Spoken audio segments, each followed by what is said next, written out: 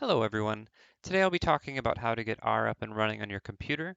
This will involve two steps. The first is to install the actual coding language, which is R, and the second is to install a bit of software that makes it much easier to write and execute code in that language. So to install the actual coding language for R, you need to go to cloud.r-project.org. And there you can download the correct distribution of R for your operating system. In my case, that is Windows.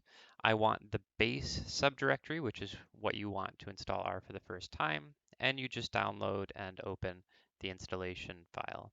Now, I already have it installed, so I don't need this. And I can just show you what happens once you've done this, is you can go and open a terminal with R.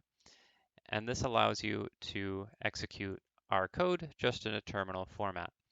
This is fine, but it's a little bit difficult to work with this, especially on large projects. So to make our lives easier, what we'll do is we'll go to RStudio and download that. This is an integrated development environment. It's basically a window that makes writing code and saving code and visualizing the outputs of that code very easy. For most of us, what we'll want is RStudio Desktop, and we'll want the free version. And you can just download, open and install. Again, I already have this installed, so I can just open this up and show you what it looks like. And when you open it up at first, it's going to look like this. This has several different windows. There's a console, so this is just like what we had just with the R terminal with the base installation. You can type code here, run it, and the output will appear in the terminal as well. We also have some windows over here that will help us do things like visualize plots. So if I just make a simple plot here, you can see that that will appear in this window down here. You can use the menus on this window to save this image if you want. You can also look at help files here. So there's some various different tabs up there to look at. So let's say I need to know how the function plot works. I can type $plot, and that will show me that there are a couple of different versions of the plot function. I want the generic XY plotting version, and that pulls up the help file right here. If I want to go back to the plot I created earlier, I just click the tab here. Over here is where we will see the objects that we've saved in R, and if you don't know what that means yet, don't worry, we'll cover that in later videos, but essentially you can save numbers and text and more complicated objects into a named object. So I just created an object called this is my save, and it has the numbers 1 through 10 in it, and I can see that there. And in more complicated scripts, you might have dozens or hundreds of objects, and it's very nice to be able to just look through this list and see, what names you used, what's stored in each one if you don't quite remember all of them off the top of your head.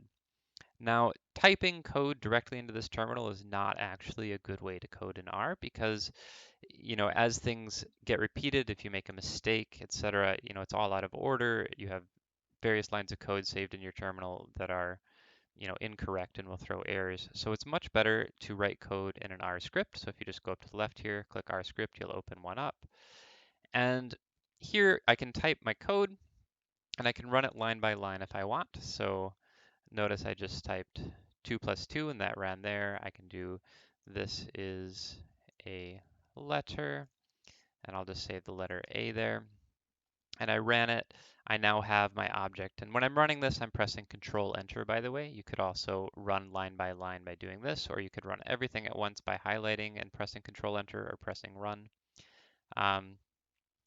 So it is a little bit different here. If I just do like 2 plus 2 enter, that runs it. If I just do 2 plus 2 enter here, it doesn't run the line of code. And that's because what I'm doing up here in the R script is I'm just editing a text file.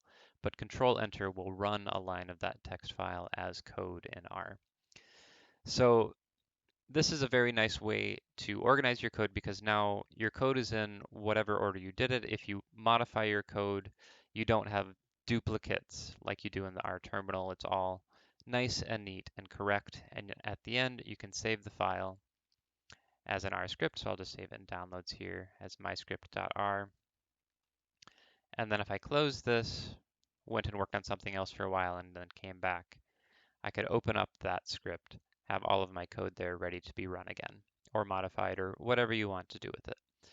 So that's really all there is to getting R set up. Again, you just need to install R and then install RStudio, and now you're ready to write some code, which we'll cover in later videos.